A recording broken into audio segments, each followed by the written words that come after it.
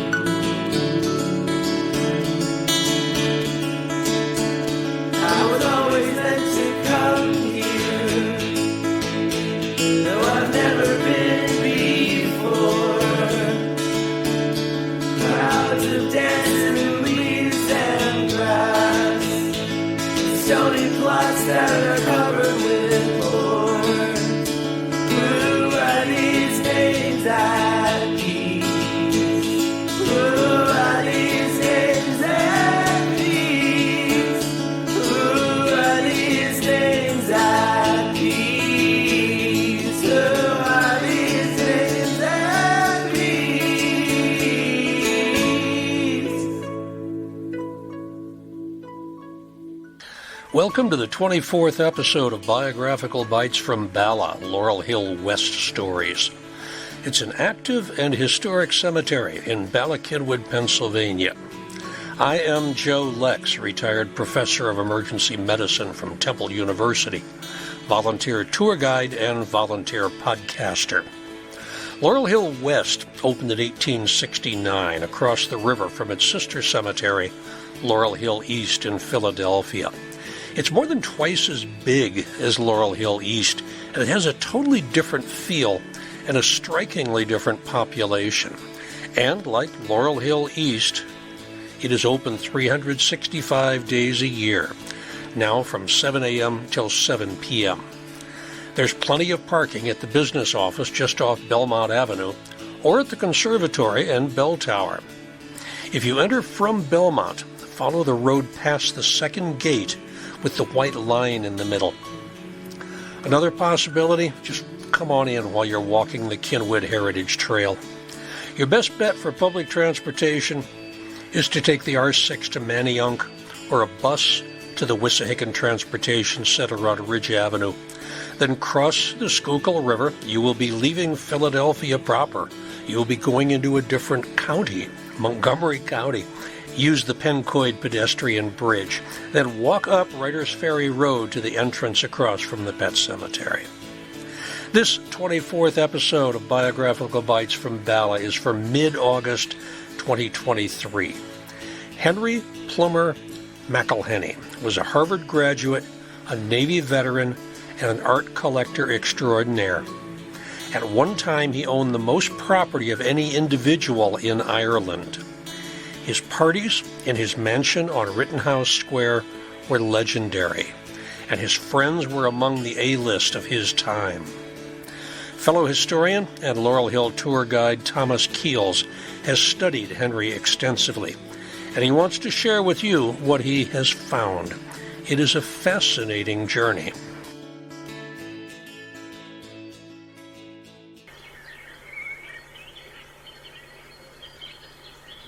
Andy Warhol considered him the only person in town with glamour. The Philadelphia Art Alliance deemed him the first gentleman of Philadelphia. Connoisseur Magazine named him one of the top 10 art collectors of all time. In the words of his longtime friend, art historian, and biographer James Lord, there is no question about it. Henry was great fun. Henry Plumer McIlhenny was heir to a gas meter fortune, world traveler, art collector, master of an Irish castle, World War II veteran, philanthropist, bon vivant, and host with the most. Upon his death in 1986, he left the Philadelphia Museum of Art a body of works valued at $100 million. The McIlhenny bequest elevated the museum's French collection into one of the finest in the country, featuring masterpieces by Ingres, Delacroix, Toulouse-Lautrec, Renoir, Matisse, and Cézanne. Henry McIlhenny was also a living illustration of William Makepeace Thackeray's dictum that it takes 3 generations to make a gentleman. Or, as Henry himself put it was back to the bogs in 3 generations. His grandfather, John McIlhenny, was Scotch-Irish, or an Ulster Scot, as they are known in Ireland. He was born in 1830 in Milford, County Donegal, in the northwest corner of what is now the Republic of Ireland. In 1843, John immigrated to Philadelphia with his widowed mother and siblings, just in time to avoid the Irish potato famine. In 1963, when Henry McIlhenny owned the nearby estate of Glenveagh, he showed his guests the humble house where his grandfather had been born.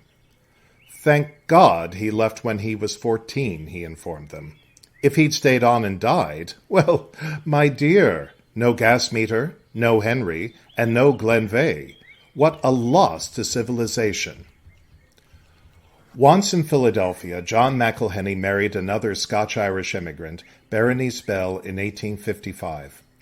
They moved to Columbus, Georgia, where John trained as an engineer. He served as mayor, established the local school system, and became prominent in public utilities. Despite losing everything in the Civil War, John launched the family fortune in the 1870s by perfecting and patenting the first mechanical gas meter.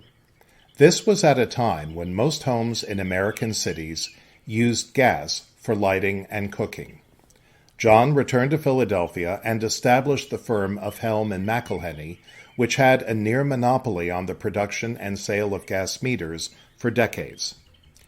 His son, also named John, expanded the family's wealth as a private equity investor, buying and reorganizing utility companies and then reselling them at a profit. In 1908, John and his wife Frances began to build a Tudor-style mansion named Parkgate on Lincoln Drive in Germantown, on a bluff overlooking the entrance to Wissahickon Valley Park. The spacious estate provided a comfortable home for their 3 children, John Jr., born in 1899, Bernice, or Bonnie, born in 1903, and Henry, born in 1910. A 4th child, Frances, died at the age of 4. Despite the opulent setting, John's devout Presbyterian faith created an atmosphere that Henry would later call a little door.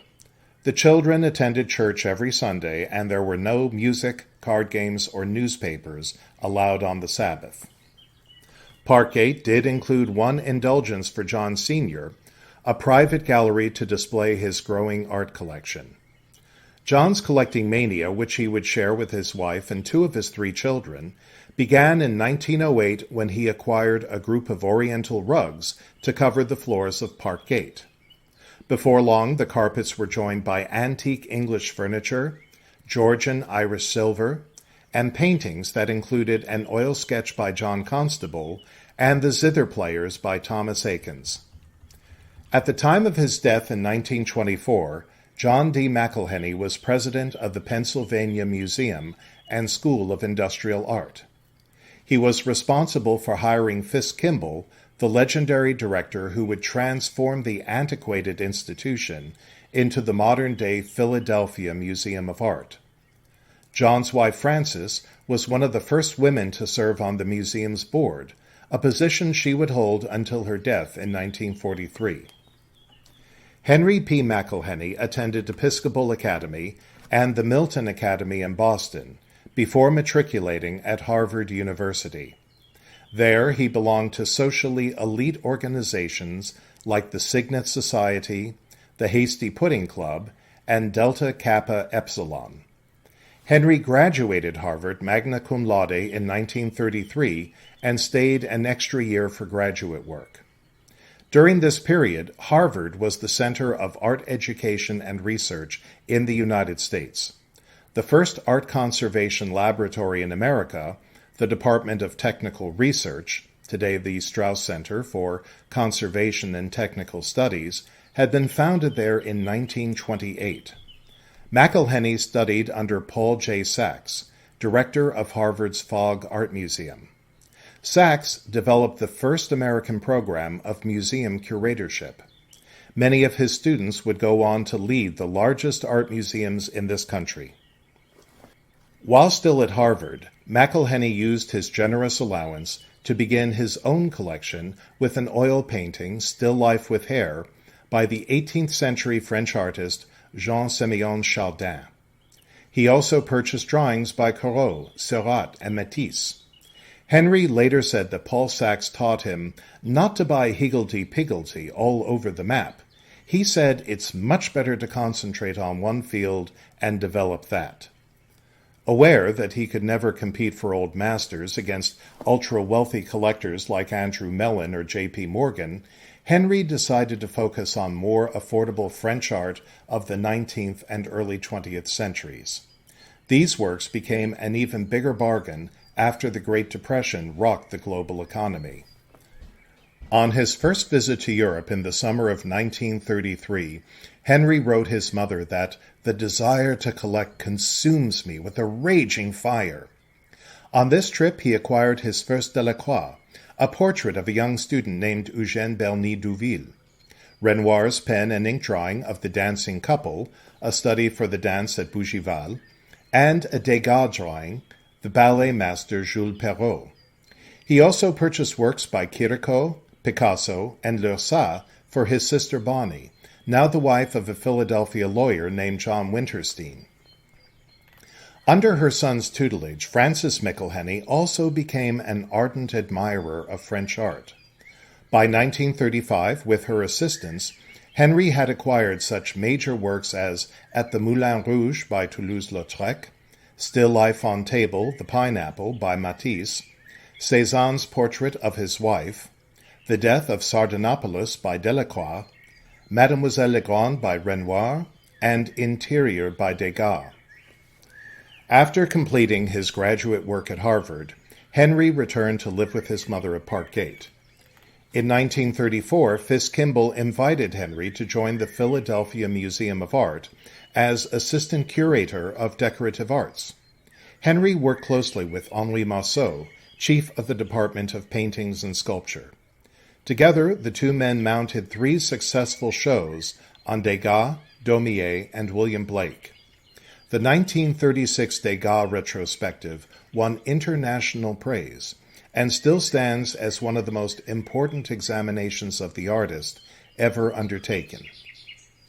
Henry's pay as a curator was negligible. For several years, he received a token salary of $1 per annum. But the museum offered a congenial working atmosphere. Henry affectionately addressed his women colleagues as the Stooges and Strainers, while they referred to him as Loveboat. The curatorship also allowed Henry 4 or 5 months of vacation, giving the young connoisseur time for lengthy travel in Europe. Henry expanded his personal collection on these trips, purchasing David's monumental portrait of Pope Pius VII and Cardinal Caprera, Seurat's study for Les Poseurs, and the Degas sculpture Little Dancer of 14 Years. He also identified potential acquisitions for his employer, such as Cézanne's large bathers and Degas' ballet class. On one of these European jaunts, Henry made the largest acquisition of his life, a 32,000-acre Irish estate named Glenveagh, complete with a cursed chateau. Glenveagh Castle stands at the edge of a large lake in County Donegal, near the town where Henry's grandfather was born. The baronial structure, built of grey granite, is dominated by a large square tower with a corner turret. Medieval in appearance, it was actually constructed in the 1860s as a country estate and hunting lodge. Glenveagh's first owner was a nouveau riche businessman named John Adair, who used Queen Victoria's Scottish retreat Balmoral as his model. Black Jack Adair was infamous for evicting 47 families who lived as tenants on his property so he could convert the land to pasture and hunting grounds. According to legend, the dispossessed peasants cursed his estate. When Adair died in 1885 and was buried in a nearby churchyard, a dead dog was thrown on his grave as a token of their regard. In the 1920s, Glenveagh was purchased by Arthur Kingsley Porter, a Harvard art professor and archaeologist who would later serve as a model for Indiana Jones. On a sunny day in July 1933, Porter disappeared without a trace. According to some reports, he was rowing from his bungalow on a small island near Glenveagh when a sudden storm swamped his boat and he drowned. Others said he fell off a cliff while hunting for gulls' eggs, while some insisted that he had faked his own death to run off to Paris with his mistress. His body was never found. According to yet another legend, Porter's untimely demise was the result of his desecration of a medieval Spanish sarcophagus in the 1920s. Henry, who had studied under Porter at Harvard, and his mother Frances rented Glenveagh from Porter's widow. Despite its troubled provenance, they fell in love with the rambling, romantic castle, its sweeping views, and its beautiful gardens. In 1937, Henry purchased the castle and its 32,000 acres for $25,000, furnishing it with the finest Irish silver and furniture. He delighted in playing the country gentleman at Glenveagh, writing to the Stooges and Strainers at the Museum of Art that Ireland has been a great success in every way, although the country is shocked by the lack of a chaperone. 9 stags have been shot, 1 being the crude handiwork of your associate curator of decorative art. The fishing has been excellent, and to my infinite surprise, I caught to you, a salmon. In comparison, Daumier is just too dull. Donegal is not art-conscious, thank God, and after a month on the continent, I couldn't have looked at another object. I really am reverting to nature. In 1939, Henry was promoted to curator at the Philadelphia Museum of Art. But the coming of World War II brought both professional and personal upheaval. In 1942, he was commissioned a lieutenant in the U.S. Navy, and the following year he was mobilized to the aircraft carrier USS Bunker, assigned to the South Pacific. Henry later told an interviewer that when his captain asked him about his civilian background, he replied that he was a curator for an art museum. I think if he hadn't been seated, he would have fallen down in shock. Finally, he replied that there was another officer coming, and he hoped that one wasn't a music critic. Despite his artistic background, Henry served with distinction for the next 2 years, participating in naval actions on the Bismarck Archipelago, Bougainville, the Gilbert and Marshall Islands, and West New Guinea. By the end of the war, he had been promoted to lieutenant commander. In March 1943, Frances McIlhenny, Henry's mother, confidant, artistic partner, and treasurer, died. Henry received her valuable art, real estate, silver, and furniture, but the majority of her fortune was tied up in strictly entailed trusts, which would pass to his sister Bonnie's 4 sons if and when Henry died without issue. While Henry would continue to enjoy his own considerable private income, he would need to exercise restraint in his purchases from then on. After his discharge in 1946, Henry returned to his curatorship at the Museum of Art. Peace meant a return to his beloved Glenveagh, which he filled with Victorian paintings by Edwin Landseer and Richard Ansdell. Henry could also renew his European travels, spending a year as resident art historian at the American Academy in Rome. While Henry began to expand his collection to include contemporary artists like Pavel Chellichou, Franklin Watkins, and Marsden Hartley, he continued to focus on 19th century French art. In 1949, he acquired Van Gogh's Rain, depicting the view of rain-swept fields from the artist asylum window in the hospital at Saint-Rémy. It would be the last major painting that Henry acquired. In 1951, Henry sold Parkgate and purchased the property which would remain his primary residence until his death 35 years later, a townhouse at 1914 Rittenhouse Square in Center City, Philadelphia. The 4-story brick structure, built in 1858, had been the home of the late art collector Lisa Norris Elkins. Elkins had left her house and pictures to the museum, and the museum sold the house to Henry. Henry immediately purchased the building to the west of 1914, tearing it down and having his architect friend George Roberts design a formal entrance with a Monticello-like dome fronting a garden courtyard. By this time, Rittenhouse Square had declined from its Gilded Age grandeur to a distinct seediness. Many of its once elegant mansions had been converted to apartments or demolished for high-rises. The square had also gained notoriety as a gathering place for the gay community. But Henry wanted to be in Philadelphia, and he envisioned 1914 Rittenhouse Square as the social hub of the revitalized post-war city. Henry helped to launch the Philadelphia Renaissance of the 1950s, which saw moneyed suburbanites moving back to town to restore historic 18th and 19th century residences in Society Hill and Rittenhouse Square. In 1951, Henry wrote a friend, "My house is going to be absolutely marvelous, and my pictures look extremely well in their new setting." Before long, At the Moulin Rouge and the Death of Sardanapalus were hanging on walls covered with green moiré silk, in a room filled with French Charles X furniture upholstered in red and gold. This and the other lavishly appointed chambers became the setting for a series of equally lavish parties, populated by the high society of Philadelphia, the luminaries of the art world, and the many celebrities Henry had befriended on his travels. In 1955, a struggling young artist named Andy Warhol sketched Cecil Beaton's bare feet, with a flower tucked between two toes, as the English photographer sat napping in Henry's garden. Henry's two aides-de-camp, in his social conquest of Philadelphia, were his secretary, Mrs. Hermitage, and his butler, Henry Fussy.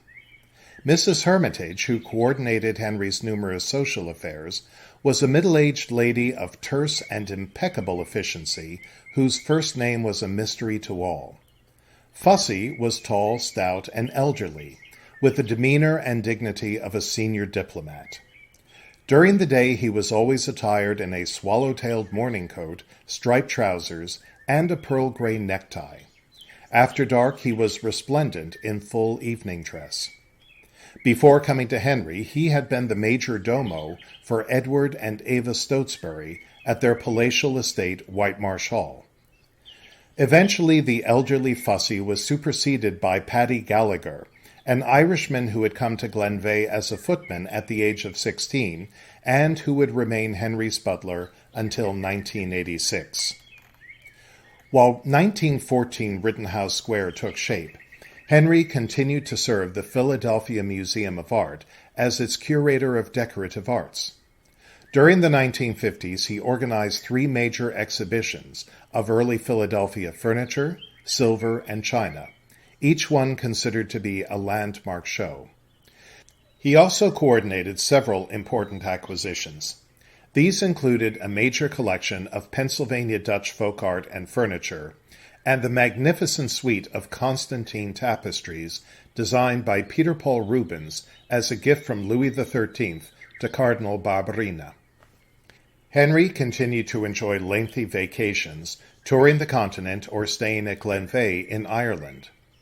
Despite Glenveagh's isolation and primitive nature, telephones and electricity would not be installed until the 1960s, an invitation from Henry was coveted by the emerging post-war jet set. Celebrities like the Duke and Duchess of Windsor, Greta Garbo, Vivian Leigh, and John Huston made their way to the remote estate. There, they savored its idealized version of country house life, with strolls through magnificent gardens laid out by Lanning Roper, sumptuous teas with scrumptious cakes and scones, and elegant black-tie dinners. Henry had a genius for mixing the most unexpected mélange of guests to create a scintillating and often provocative evening. One relative noted that Glenveagh was his theater. Henry's frequent traveling companion was Angus Menzies, a British actor and his former lover. Henry's homosexuality was an open secret in both Philadelphia and Europe, accepted with good grace as long as nothing on the surface appeared too conspicuously out of order. He was one of Philadelphia's perennial bachelors who enriched its cultural and social scenes, and his coveted party invitations quelled any qualms that his guest might entertain about his personal life. In 1960, Henry hired a luxurious yacht and cruised among the Greek islands with a group of friends. The yacht dropped anchor at the small island of Ypres, home to a naval academy training young men to become officers in the Greek merchant marine. Several curious cadets swam out to the yacht and were invited on board by the hospitable Henry. He provided them with robes and drinks and introduced them to his guests. According to Henry's friend James Lord, the best-looking boy and the one who spoke the most English had curly dark hair, lean tanned features, sparkling teeth, black eyes, and a slender but muscular physique. His name was Theodoros Roubanis, but everyone called him Theo. Henry invited Theo to stay for dinner when the other cadets swam back to shore, and then invited him to spend the night. The next day, Theo arranged a leave of absence from the Naval Academy and accompanied Henry for the rest of the cruise. He then joined Henry at Glenveagh for the rest of the summer. When fall arrived, Henry returned to America with Theo in tow, but not to Philadelphia where too many tongues would wag. Instead, Henry installed Theo in an Upper East Side apartment in Manhattan and paid for acting and singing lessons for the aspiring performer. Theo traveled down to Philadelphia for discreet weekends on Rittenhouse Square. Sadly, Henry's honeymoon with Theo was ephemeral. Theo met Henry's party guest Andy Warhol in New York and quickly became a hanger-on at the factory and at Max's Kansas City. Soon the weekends in Philadelphia grew less frequent, while Theo stayed in New York and romanced actresses from Warhol's entourage at the apartment paid for by Henry. During Theo's visits to Philadelphia, his drunken temper tantrums grew more frequent.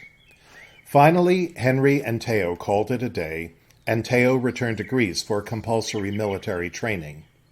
According to James Lord, this was Henry's last serious relationship. Despite the breakup, Henry continued to support his former boyfriend. By 1967, Theo was a civilian again and struggling to launch a film career in Greece.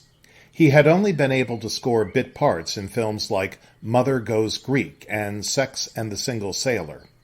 Henry pulled strings with the British film director Tony Richardson, who was shooting a movie in Greece, and got the handsome Theo cast in a minor role in a major production. The movie The Sailor from Gibraltar starred the legendary French actress Jeanne Moreau. The film was a bomb, but Moreau and Theo began a passionate romance. The 40-year-old star of Jules et Jim was besotted with the 25-year-old Adonis. There were even rumors of marriage until Moreau's teenage son and her lawyers intervened and broke up the affair. To console the heartbroken Theo, Henry invited him on another yacht cruise through the Aegean Islands.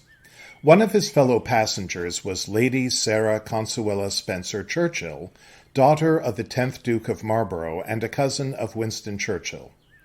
The 45-year-old English aristocrat had just suffered through an acrimonious divorce from her second husband, Chilean playboy Guy Burgos. Like Jean Moreau, Sarah fell headfirst for the handsome young Greek. The two were married before the end of the year. Their marriage lasted for 13 years before Theo left Sarah for a younger woman.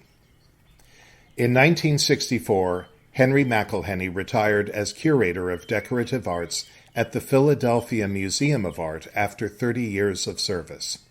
He was immediately named to the museum's Board of Trustees, serving as chairman from 1976 until 1986.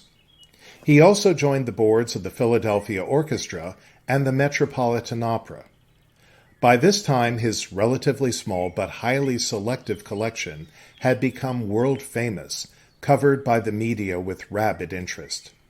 Articles about Henry, his art, his homes, and his lifestyle appeared in every major newspaper and magazine, including the New York Times, House Beautiful, Cosmopolitan, Town and Country, and Vogue. According to Henry, my dear, Angers and Cézanne are better box office than Rock Hudson and Lana Turner. Henry continued to expand his home on Rittenhouse Square to provide an appropriate setting for both his world-class collection and his world-renowned parties. In 1972, he bought the 5-story stone mansion to the east of 1914 Rittenhouse. The space was fitted out as guest rooms, offices, and living quarters for his staff, and the first ballroom to be built in an American home after World War II. Henry's palatial ballroom, hung with elaborate crystal chandeliers, occupied the entire ground floor of the renovated mansion. In the winter of 1973, the expanded residence was featured in Architectural Digest. "It is a full and exciting house," the writer gushed, "a prodigious house, reflecting Mr. McIlhenny's enormous vitality." Thus equipped, Henry could embrace his role as his hometown's premier social arbiter. Invitations to his parties were prized above all others in Philadelphia. The festivities ranged from decorous Sunday afternoon concerts for 30 to hear Dietrich Fischer-Dieskau sing or Yehudi Menuhin play the violin, to balls for 150, which sometimes grew frenetic around 3 a.m., to the occasional intimate late supper for gentlemen only. Guests might include socialites like Brooke Astor and Gloria Edding, composers like Giancarlo Menotti and Samuel Barber, writers like Stephen Spender and Kenneth Clark, and theatrical luminaries like Tennessee Williams and Helen Hayes. Even Andy Warhol, now the celebrated pop art painter of soup cans, brought his entire cast of superstars, including baby Jane Holzer, and showed his underground movies. "Parties in Philadelphia often ended at 11, one friend laughed, but at Henry's no one wanted to leave." Henry's own favorite expression to denote a successful soiree was, "It's a hoot." People inevitably praised Henry's personal charm as a host, and his ability to treat the most humble or mundane guest with the same interest he might lavish on an A-list celebrity. "I learned long ago that a bore is only boring if you expect him to be like yourself," he explained. "If you observe him with the same attention you would give to a strange work of art, you always have something to learn." As Henry grew older and his health began to fail, he curtailed his activities. There were fewer trips abroad to exotic locations like Saint-Tropez and Rio de Janeiro. He deaccessioned works from his collection to cover household expenses and to finance his fantastic parties. In 1975, he sold most of his Glenveagh estate, which he had purchased for $25,000 in 1937, for roughly $3 million to the Republic of Ireland as a public park and wildlife sanctuary. By then, the 32,000-acre property was the largest privately owned parcel of land in the country. Henry continued to use Glenveagh Castle as a part-time home until 1981, when he formally presented it as a gift to the Irish nation. Today, Glenveagh National Park is the second largest of Ireland's 6 public parks. It boasts the biggest herd of red deer in Ireland, if not in all of Europe, and is home to the once nearly extinct golden eagle, reintroduced to the park in 2000. Henry McIlhenny died on May 11, 1986, at the age of 75, after undergoing heart surgery at Hahnemann University Hospital. His sister, Bernice McIlhenny Winterstein, who had served as president of the Philadelphia Museum of Art herself from 1964 to 1968, predeceased him by only 18 days, dying on April 24th. Henry left his art collection, valued at $100 million, to the Philadelphia Museum of Art. His bequest filled the museum's French galleries with such masterpieces as Anglus's portrait of the Countess of Tournon, Jacques-Louis David's Pope Pius VII and Cardinal Caprara, 4 Delacroix paintings, including the 1844 version of the Death of Sardanapalus, Van Gogh's Reign, 3 Toulouse-Lautrecs, including his self-portrait and his dance at the Moulin Rouge, Degas' Interior, Matisse's still life on table, The Pineapple, and Cézanne's portrait of Madame Cézanne. Besides these gems, Henry also left the museum a second assemblage of 19th century art from Glenveagh, as well as his extensive collection of French Restoration and Empire furniture, Irish and English silver, and other decorative arts. Praise poured in from members of the art community in Philadelphia and around the world. Robert Montgomery Scott, then president of the Philadelphia Museum of Art, called Henry the most generous man I have ever known, and the best company. We shall never see the likes of him again. J. Carter Brown, director of the National Gallery of Art in Washington, noted that it wasn't the size of his collection that was so impressive, it was its quality. He had an extraordinary eye. Every object sang. In May 1987, 1 year after Henry's death, hundreds of his former possessions that the Philadelphia Museum of Art decided not to keep were sold at auction at Christie's in New York. The sale, which ranged from antique dog collars to a monumental painting of Cupid and Psyche attributed to the Italian artist Bernardino Nocchi, realized another $3.7 million for the museum. The night before the auction, 200 of Henry's friends and acquaintances gathered for a gala dinner at Christie's Park Avenue headquarters to toast his memory. Many of them sensed that Philadelphia had lost something precious, stylish, and effervescent that would never come its way again. Life in Philadelphia is inconceivable without him, sighed one socialite. Gloria Edding, a Rittenhouse Square neighbor, noted that so many of my friends aren't buying evening dresses anymore because without Henry there's really no place to wear them.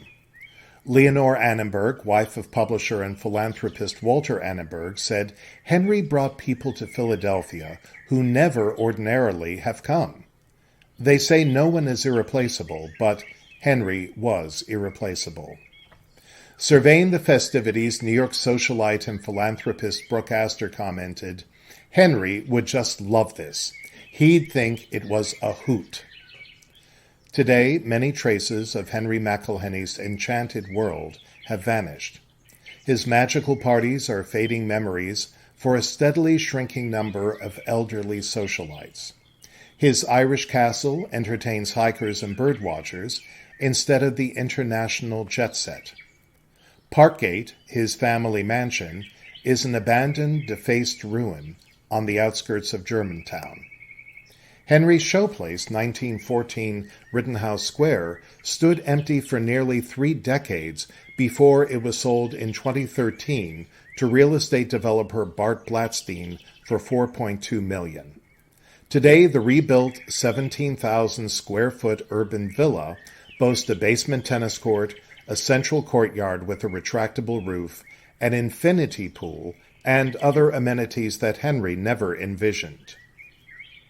Yet Henry McIlhenny's world remains alive and intact for the hundreds of thousands of visitors who crowd the Philadelphia Museum of Art every year, standing entranced before Toulouse-Lautrec's at the Moulin Rouge or Van Gogh's Reign.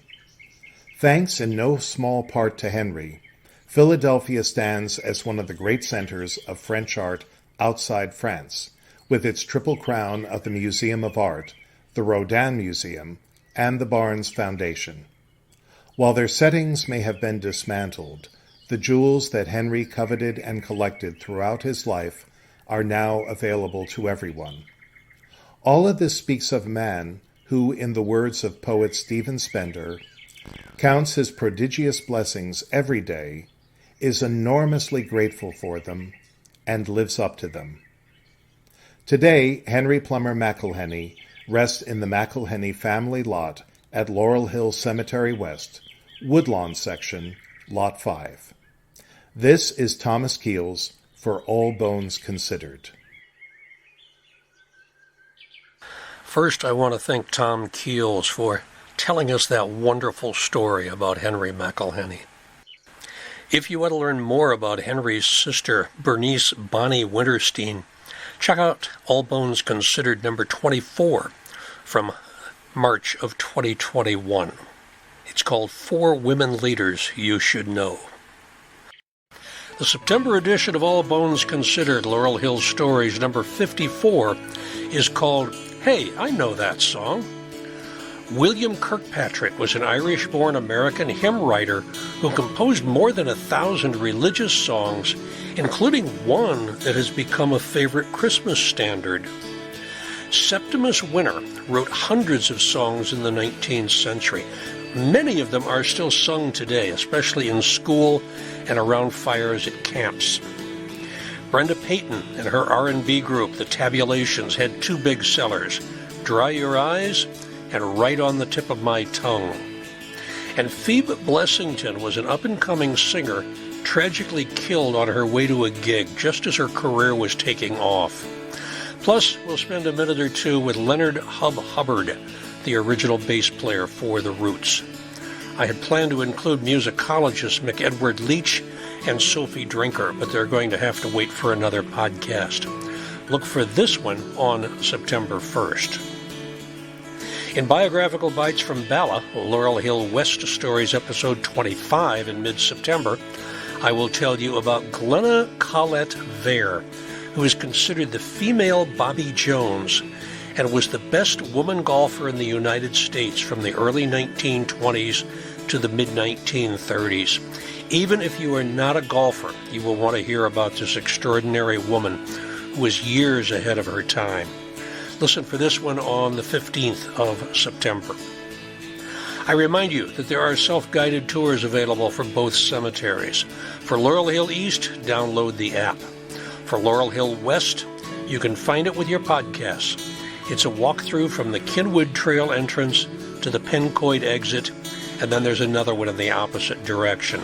If you do the round trip, it's about 2 hours of stopping at stones, peeping in mausoleums, and hearing about nearly 100 people who helped make Philadelphia what it is today. All Bones Considered and Biographical Bytes from Bala are mostly researched, written, narrated, and produced by me, Joe Lex, retired professor of emergency medicine from Temple University, volunteer tour guide and podcaster for both cemeteries. You can reach me through my email, joe@joelex.net. You can check out the weekly radio show that I do for WPPM-LP every Tuesday at 2 p.m. ET, either from phillychem.org or from my website, joelex.xyz. Today's episode was researched and narrated by historian and tour guide Thomas Keels, who has written several books about the history of Philadelphia. You can find them at his website, thomaskeels.com. I especially recommend Wicked Philadelphia. The theme song, Names at Peace, was written and performed by local artist James Harrow. You can check out what he's doing at the Fringe Festival this year. Maybe I'll see you on a tour. Stay safe, stay well.